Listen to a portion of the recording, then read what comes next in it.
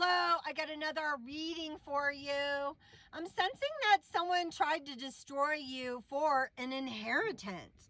Your family members went overseas to get someone to curse you.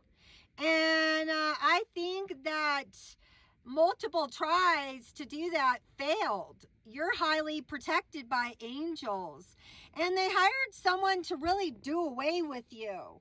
They all collaborated to steal your inheritance that your grandparents had left you. They spent a lot of money to get rid of you also.